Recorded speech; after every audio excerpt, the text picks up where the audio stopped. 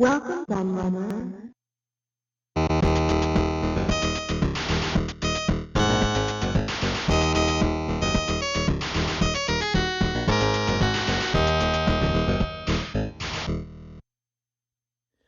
Hello everybody, Kieran aka the Laird here, and today I have a video that I'm sure you all knew was coming, because you would have seen if you follow my channel and you follow my community updates that I received the lovely Atari 7800 Plus for Christmas, one of several amazing presents from my wife, though I did actually ask for it, so this one she doesn't get all the credit for, though the Dragon 32 she certainly does. If you saw that, that was pretty amazing. But yes, so this was yeah, under the tree. So I'm a bit late with the review compared to probably a lot of other channels who probably had them out well before me. But you know, it was Christmas, I had to wait, you know, and it was their Christmas morning for me, and I very much enjoyed playing it on Christmas Day and have played it a lot since. It's my most played console at the moment by far. And we're going to have a look at it, and we're also going to have a play around with it as well, and see what we think, and also compare it to the 2600 Plus, of course, which I looked at last year, really, because I think I got that. Did I get that for Christmas last year? Did I get it for my birthday? I can't remember which now. I can't remember when it came out. But anyway, I have looked at the 2600 Plus on my channel before. I will link that video down below. This one in the description if you want to go and see that. But yeah, I mean, let's start off because with that, because this obviously is essentially in many ways the same, because the 2600 Plus, despite the name, I suppose it's the plus bit, could also play 7800 games. It was, you could use real 7800 or 2600 cartridges, but it was modeled like a small wood grain Atari 2600, the full switch version. And Atari saw that's good. It sold very well. It did really well for them. So they said, yeah, let's do a 7800 as well. So it plays the same games. It plays the 2600 games and the 7800 games as before, but this time it's modelled after a 7800. And what I particularly like about this is not just any 7800.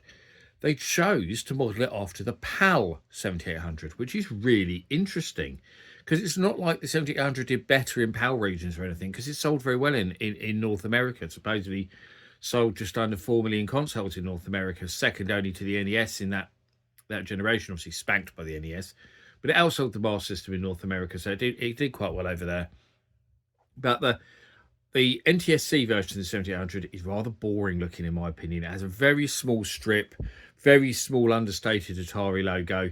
But the PAL one goes for this massive, big, bold, colourful emblem along the front of it with the big silver strip and a massive big Atari logo. It's much more in your face. It's much more attractive, in my opinion. A lot nicer indeed. There's all sorts of little marks on the strip. I have to shine it all the time. I like to keep it nice and shiny. Yeah, so it's amazing that I modelled it after the PAL one, because this is the one that has the nostalgia for me. I never owned an Atari 7800 growing up, but two of my friends did. A guy who's my best friend for a long time called Will, he had a 7800 quite early on, in fact, almost as soon as they came out.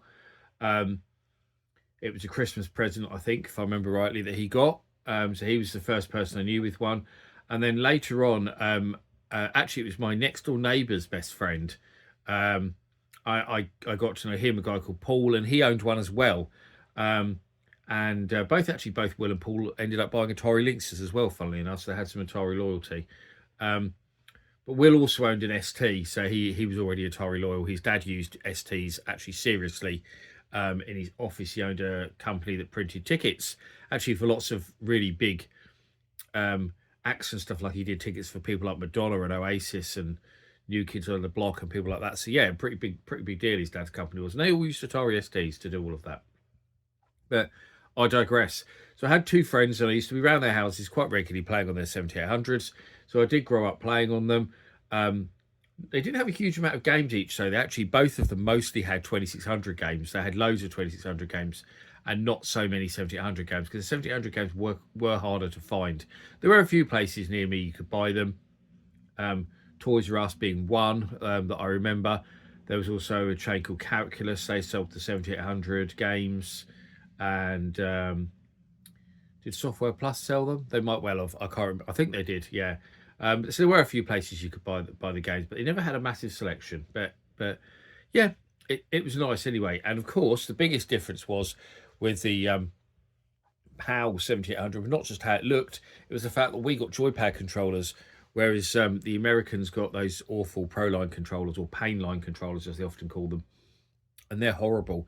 But we got actual, I suppose you could call them NES style joypads, so they work, so the screw and thumbstick, which actually the early version of the Master System controller had a screw and thumbstick as well. But we'll have a look at that in a moment. And the controller with this one is wireless, which is one of the biggest differences as well between this and the 2600 Plus. So whereas the 2600 Plus, you had to use the old CX40 joystick and plug it in, although I didn't, because the problem was that the 2600 Plus came with a CX40 joystick, but you couldn't play 7800 games with it because, of course, the 7800 needs 2-button control. So just after launching the 2600 Plus, Atari did start selling this controller separately that you could buy, and I already owned 2 original ones with my original 7800 that I have. So I just used those. I never bought the new version of it, but a lot of people did, just they could play 7800 games. So that's somewhat corrected. So now you've got the 7800 Plus, which means you can play all 2600 and 7800 games out the box with not just a 7800 controller, but a wireless 7800 controller, because the 2600 Plus didn't come with a wireless controller. It comes with one game as opposed to the multi-cart that the 2600 Plus came with. But the 2600 Plus came with a multi-cart. It had some good games. It had some mere games on it. But it had the little switches. You had, I think it was 10 games on one cartridge, I believe. Whereas this just comes with the one game, but it's a stonker because you get the Homebrew game, Bentley Bear's Crystal Quest, which has now been made completely authentic by Atari. It was originally an unofficial Homebrew, but thanks to Atari buying out Atari Age website, who sold that game, and making agreements with the programmer Bob DiCrescenzo, who now works for Atari doing all sorts of homebrew games. Yeah, so they've made it an official, so it's now official canon. It is the official sequel to Crystal Castles. You're not just our eyes, but Atari's eyes as well, and they chose to bundle it with this, which is a brilliant idea in my opinion.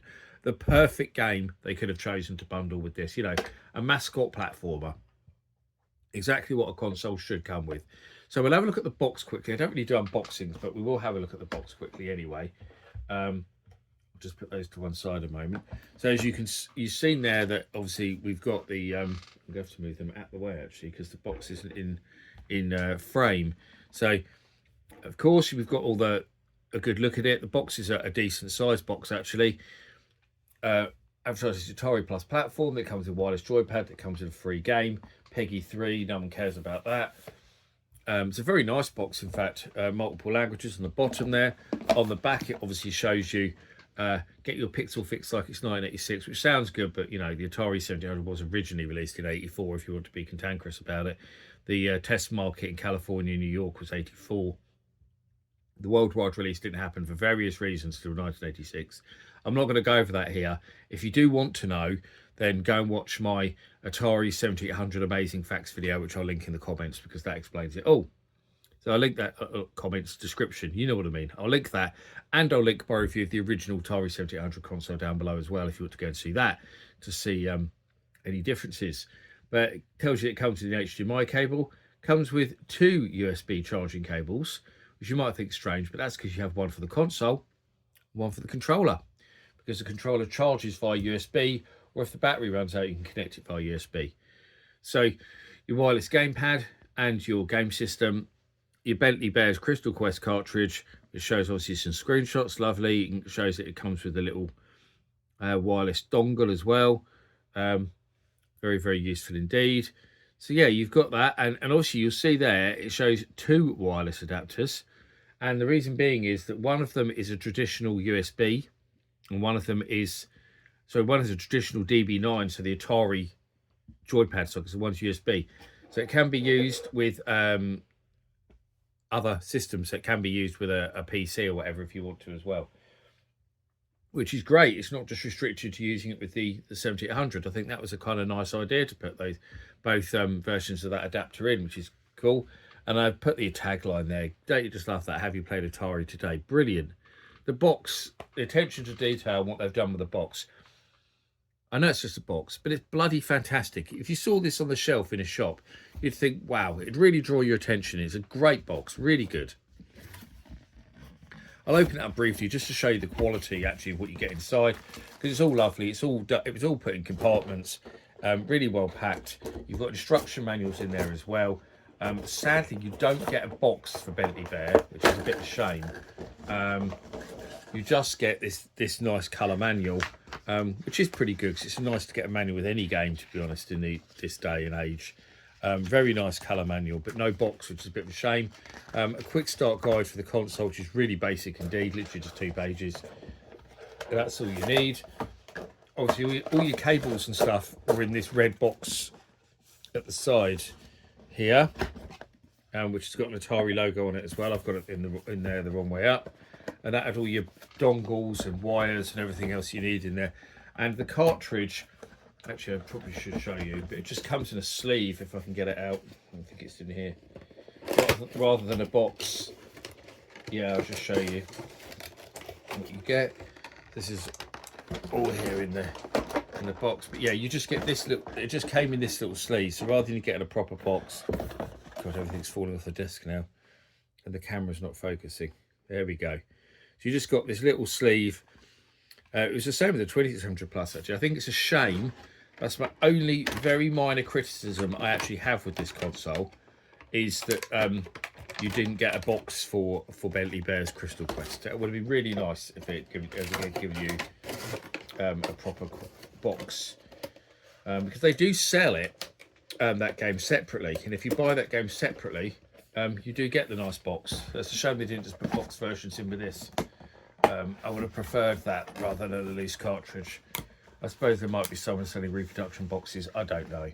But we'll get that box out of the way now. We've looked at it because it's already going to be quite a long video, I think. So I want to look at the console itself, and then we'll get it fired up so you can have a look at it running. So let's have a look at that joypad for a moment, first of all. So there's our lovely wireless joypad, a perfect recreation of this original 7800 Europad, as a lot of people call it, except it's wireless, as you can see. So there's your little micro USB, and this button you can see here is to sync it, which you have to do pretty much every time you turn the console on. You have to sync it so it works wirelessly. And obviously, as I say, the screw and thumbstick, just like the original controllers had. So there we go, very nice indeed. So we can take the little thumbstick out, and this is quite a big deal actually, because I found some games work really well with the thumbstick and some don't. So for example, one game I think I found what I much prefer to play with a thumbstick was Centipede. It felt more natural. But there's in a game where I required more precise control. So for a good example there actually is Xenophobes, the other end of my scale here. I take it off. I want to play that with a joypad. So there is some games that work better with a thumbstick. I found Food Fight worked quite well with a thumbstick actually as well. But then again, Dark Chambers there, thumbstick off, more precise control that I want. So yeah, the thumbstick actually does work really, really well for certain games. And these in the background here, this is just a selection of my 7800 games that I own. I have a complete CIB 7800 collection, including all the NTSC stuff as well. So I've got, you know, Water Ski and Tank Command, and I'm just going to try and grab one of them. So there's Tank Command, for example. I have that, one of the rarest ones, you know, boxed and everything. And I have some homebrews and prototypes and stuff as well. But I only have 3 complete collections now for consoles, which are all Atari. I have complete 7800 CIB, complete Atari Lynx CIB, and complete Jaguar CD CIB. So yeah, so I already have every game to play on this, which is great. I don't need to, well, I can buy homebrews, but I don't need any of the original commercial games. I have them all. And you'll see my boxes are generally in very good condition as well. I collected most of those sort of early 2000s when you could still get 7800 games cheap. And actually, I say about having Tank Command and Water Ski and stuff like that that's a bit harder to find. The hardest game I had to find for the 7800, and the last game I bought to complete my collection, was Dark Chambers. I could not get that anywhere, and I know other people have had the same problem with Dark Chambers. I think it was a quite late release of 7800, and I don't think they made very many. Very hard to find. And actually that copy I got from Italy, and I remember finding it, and I really wanted it, and I had to message the seller because originally he wasn't available in the UK or anything. I used to do international searches, and I messaged him and I said, like, please, you know, I don't care what the postage is, I'll just pay. Please send to the UK, and he agreed, and so I managed to snag it finally. And I remember being so happy that he changed his mind and agreed to ship it to the UK because I wanted the game so badly. But yes, let's have a look at the console itself. So there's our wireless dongle, which I'll just plug out from this. Obviously, that has a DB9 because the 7800 does have original DB9 joystick ports, so you can use original controllers with it, which is unusual because obviously most of these modern recreation consoles just opt for USB. We've got our two difficulty switches next to the joystick ports, as the original 7800 had, which is quite cool. Then underneath, there's nothing really except a serial number. So mine is 33673. And I know a lot of people actually were moaning about delayed shipping with the 7800, but I got mine really early. I think it came on the date that they said it would come, in fact. So I think I was one of the first people to probably get one, but it's got quite a high serial number when you think that, but I don't know what the serial number start at. But on the back there, we've got our USB power. Thankfully, they haven't got the original power socket from the original 7800, which is awful because it wasn't the same as any other system, which meant you had to buy a specialist power adapter, which is a pain in the bum hole. And they broke really easily as well because the plug was really finicky and annoying. Our HDMI socket, and this is a really nice touch, a switch for 16.9 and 4.3, so you don't have to change it when you turn the console on or anything. You can just change it according to how you want it. So if you're a complete madman, you'd have it on 16.9, so it stretches it to your TV. But obviously if you put it in 4.3, even if you're playing it on a modern widescreen TV, it plays in the correct screen ratio.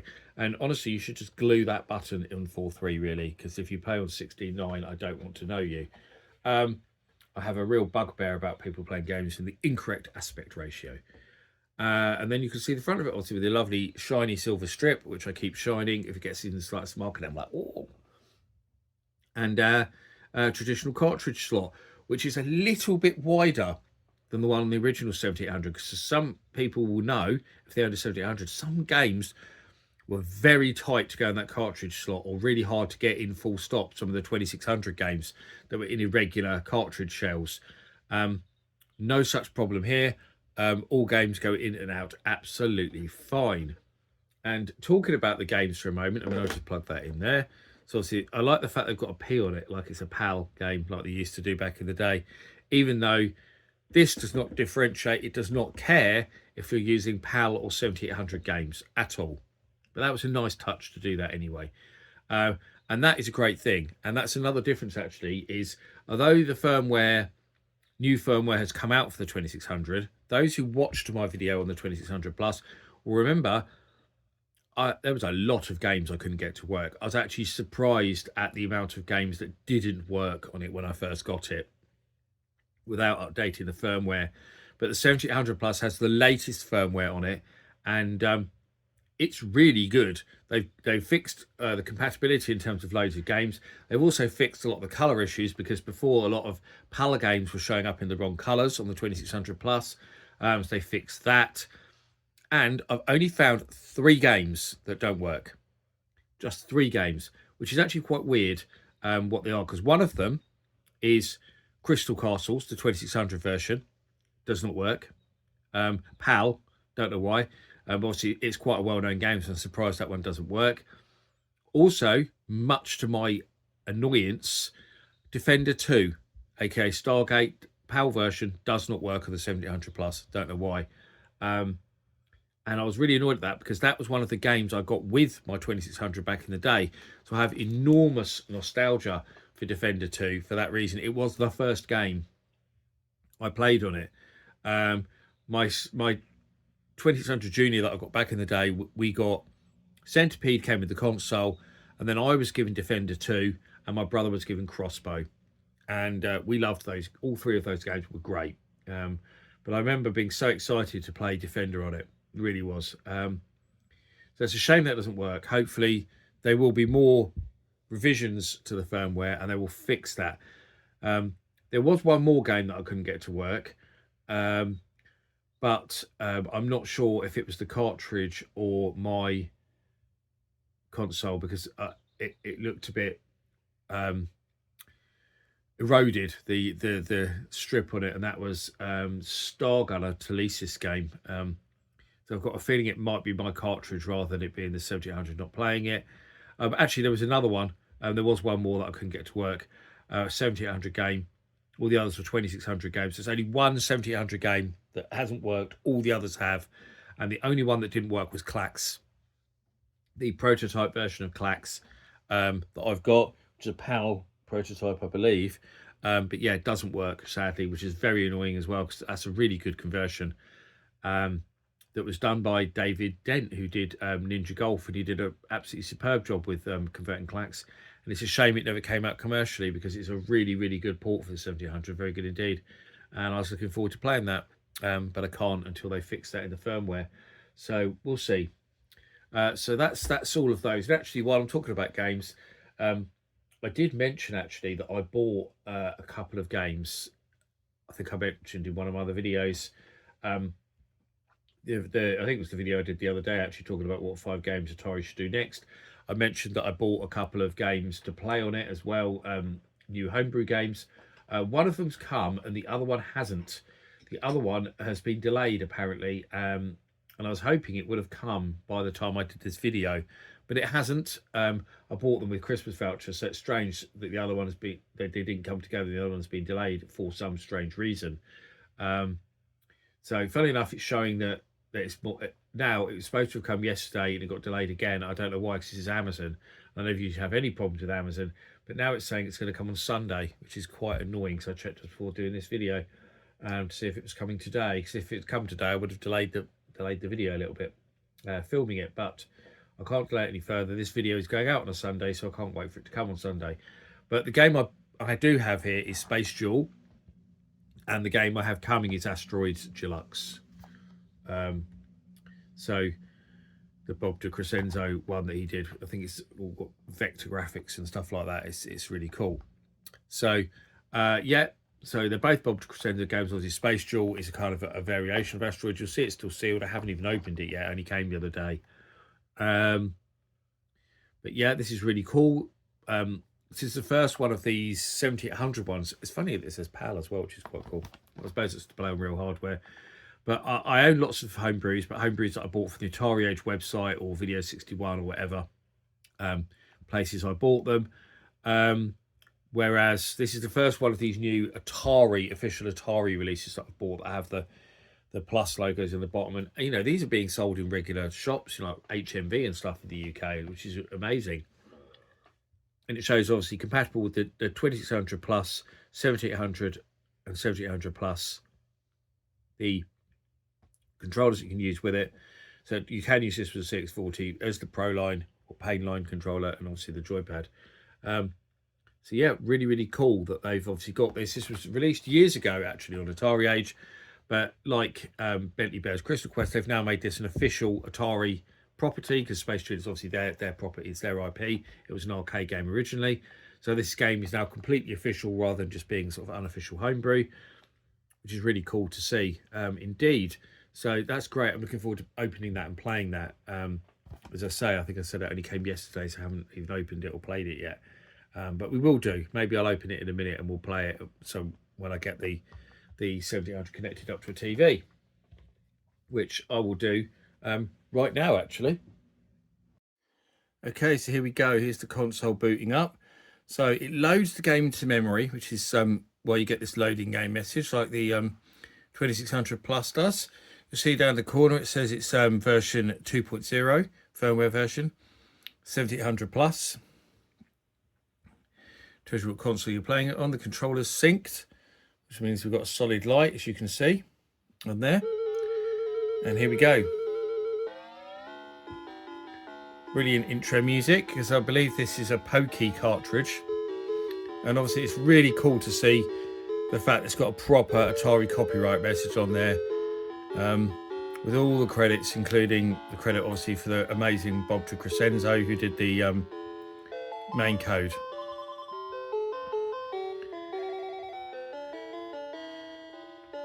So fantastic stuff. I'm going to quickly fire through some games. I'm not going to spend too long on each one.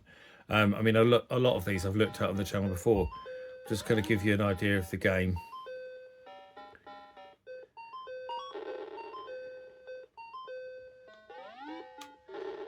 Oh, messed it up already.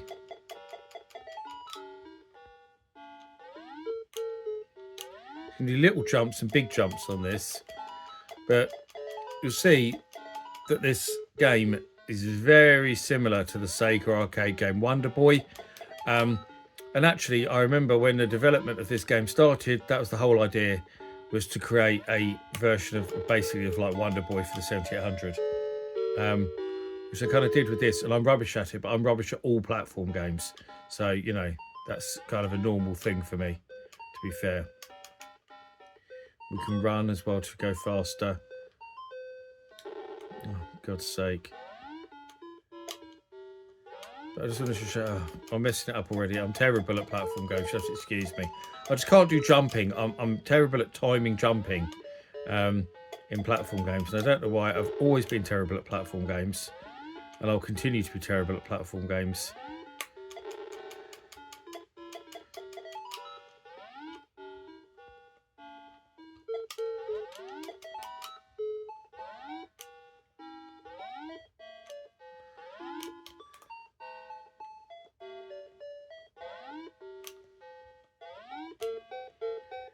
So,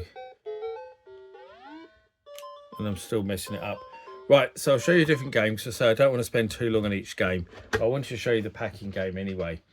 Now, the next game I'm going to put in is something I'm really pleased to be able to play. And I should actually mention that I don't actually have to turn the power of the console off. You can hot swap on the 7800 Plus, just like you could on the 2600 Plus. But my habit is to turn the console off, obviously, and I'm sure it would be the same for a lot of other people. Just pure habit. You can't resist doing it. I have to get out of the you know, I don't need to do it, but anyway, I digress. So the reason why this is so cool that I can play this game is because Robotron 2084, despite being a huge big name game, was never released in PAL territories at all. The 7800 version is magnificent, and so I can never play it because actually, while some NTSC games will play on a PAL 7800, for example, Double Dragon, Rampage, Centipede. Actually, I think on my Centipede copy is NTSC. There are some others. Yeah, the Robotron doesn't. So, although despite owning this game, I've never been able to play it on a 7800 until now. I could only play it on emulation. So it's so cool that I can now play Robotron on my 7800.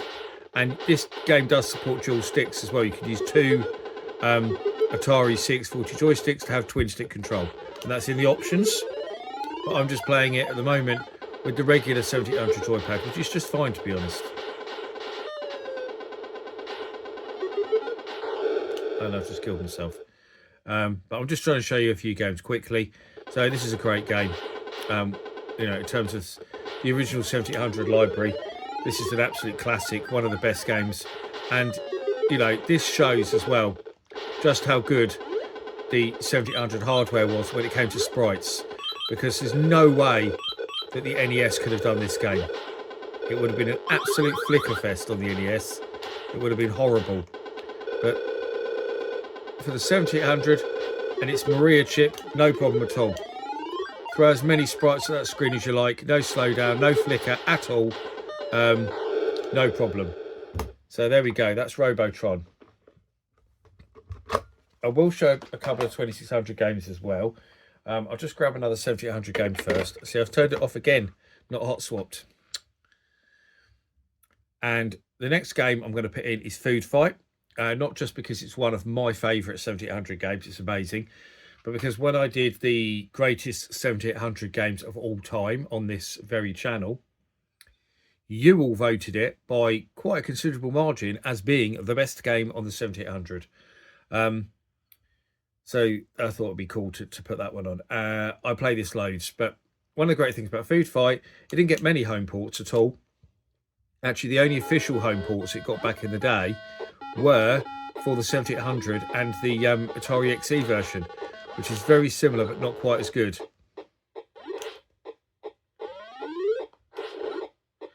So it's one of the best games of the 7800, no doubt. And of course, the original Food Fight arcade game was created by GCC, and GCC were the people who created the Atari 7800. So they ported their own game themselves to the 7800. And I should have paid more attention there, rather than looking at the camera. So yeah, we've got a lovely port of Food Fight. Brilliant game. Say works best with the screw-in stick, which is how I'm playing it right now. Just so you can see. Let's go for the ice cream cone. But if you have a 7800, you really do need to have this game. I've got a feeling actually that this is a game that Atari have reissued. Correct me if I'm wrong, but Atari have reissued some of the 7800 games to make them easier to find. Another notable one that they reissued actually is they did a reissue of Ninja Golf, which is obviously was the game I thought was going to get voted actually in that when I did that video. I thought everyone would vote Ninja Golf as the best game, because to me it probably is. It's a brilliant game. But that's gone up quite a lot in price because of its notoriety. It's so famous for being just such a mad game, and obviously being the 7800's best exclusive game. I don't think there's much argument there. So that gone up quite a lot in price in recent years. So it's very cool that Atari have reissued some of these games like Ninja Golf, like I just mentioned. And one they do actually need to reissue, I just mentioned about a short while ago about Dark Chambers being really hard to find. They haven't reissued that yet, and they really need to. And given that Dark Chambers is an IP that they own, it's their IP, they own it, they need to get a new version of Dark Chambers out, definitely. Right, this time I am going to hot swap, I did remember, and we're going to grab a couple of 2600 games. So here we go. This is Stellaris, which is, for me, is the best game on the 2600. I mean, look at that.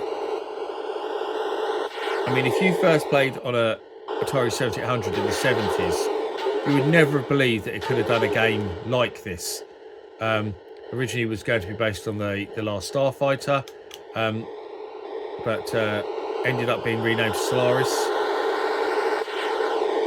because they didn't want to pay the high license fee for a film that a lot of people consider a box office bomb. Although that's arguable.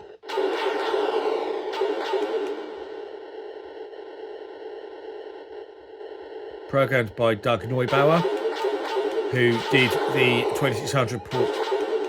Well, not 2600 port. But he created Star Raiders, which is why there's obviously quite a lot of similarities with Star Raiders in this game as well. And in fact, the Atari 8-bit Last Starfighter game did become Star Raiders 2, of course. But Doug Neubauer, as well as creating Star Raiders, also created the Pokey Chip, which is in the Atari 8-bit and Atari 5200. Provides that amazing sound, and lots of Atari arcade games have the Pokey Chip, of course, as well. But I mean, it's hard to imagine, you know, back in the 70s, seeing games like Combat, you know, that the 2600 ever could have done a game like this, you know, which is comparable to, you know, anything on the sort of later consoles like the Coleco, you know, or the Intellivision. You know, it's such an impressive game, absolutely incredible. Go for another warp sequence. I mean, look at it. It's absolutely... And I owned this back in the day, and I remember buying it just because it looked cool. I knew nothing about it, but I thought it looked cool. I liked the look of the graphics on the back of the box. And I remember getting home and I was blown away by it. And the funny thing was, I was sitting playing it, and my dad came in the room and he said, "What's this you're playing?" And I said, "Oh, that new game I got, Stellaris." And he said to me, "Isn't that an Atari game?" And I said, "Yeah." And he said, "Doesn't look like an Atari game." So that says it all when your dad you know, noticed that it was far more impressive than basically anything else on the system. But yeah, I'll turn that off because I don't want to spend too long playing each game. So I grabbed another 2600 game just so I could show you a different one. We had Solaris, and now I've put in Alien because one, because I wanted to put in a third-party game. Two, because I was playing this the other day and remembered that it's actually really good, despite being a bit of a Pac-Man knockoff, but not quite. It has some original elements of its own. So I really wanted to play this, and because obviously we had a new Alien film quite recently, which I thought was really, really good. And so I thought, yeah, let's play some Alien. So you can collect the dots like Pac-Man. You've got these power pills, a bit like Pac-Man. Which I thought you can collect. And a flamethrower to get rid of the aliens, which I messed up there. Let's go get that. So yeah. So back off when you use the flamethrower. Now my flamethrower's run out of fuel, so I messed it right up there. I want to show you the second level, but I've messed it right up.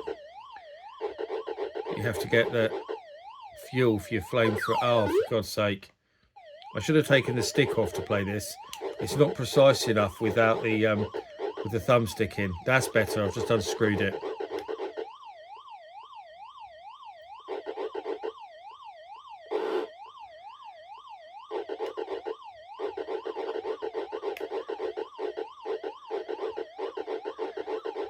Here we go. I don't think a lot of people know about this game. Oh, excuse my bloody flamethrower, but it's a really, really cool game.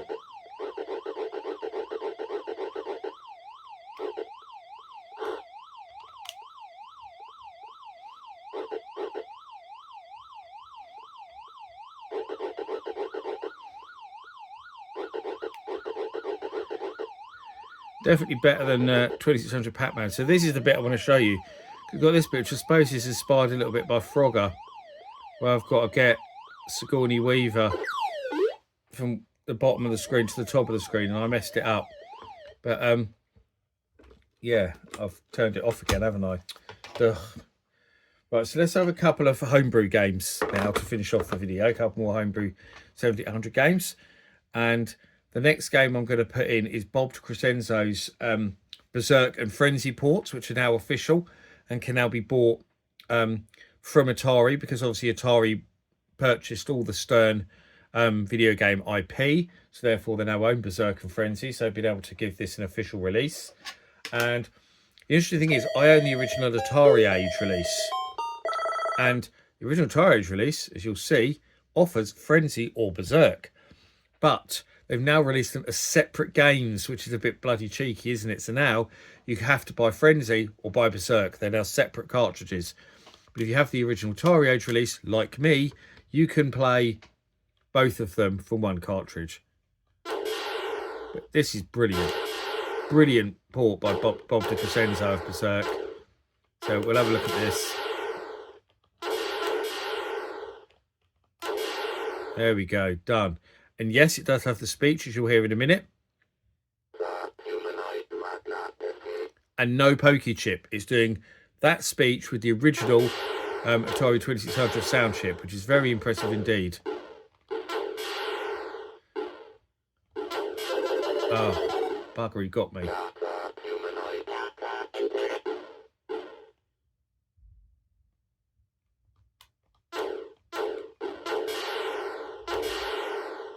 Got him. Yeah. Oh, bugger.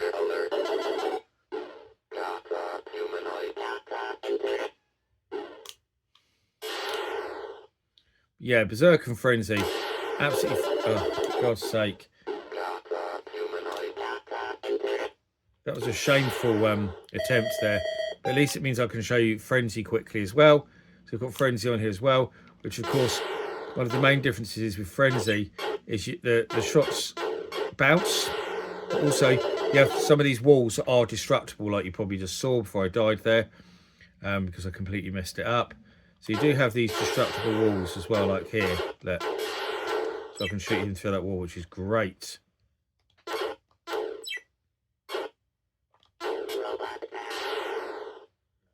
There we go. There's Otto coming to try and get me, make my escape.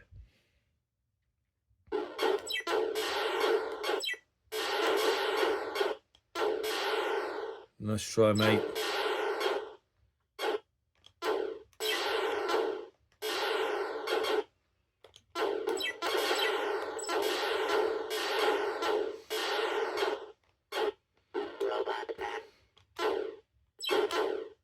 Oh, for God's sake. That's a battle I lost, wasn't it? And let's do one more game. So we'll hot swap that one out. We'll do that. We'll do one more game and then we'll call it a day. And we'll finish with Space Duel because that's the new game I bought. So I just unwrapped it. So we'll give that a try. It says, quite often says, no game detected first of all when you hot swap. And then goes back to loading game. I'm not sure why. It's a bit strange. It's like it takes a while to catch up with what you're doing. So we'll load this up. So there we go. Modern copyright message now. So it's originally released in 2007. So quite a long time ago. And now obviously it's a 2024 release. So very like Asteroids, but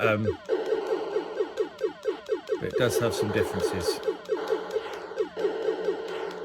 Very, very cool indeed.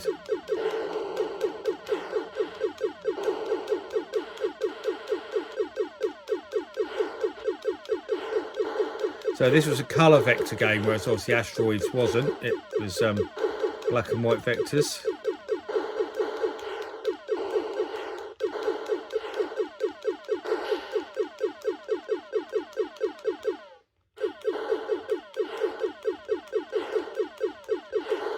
Whoa. There we go.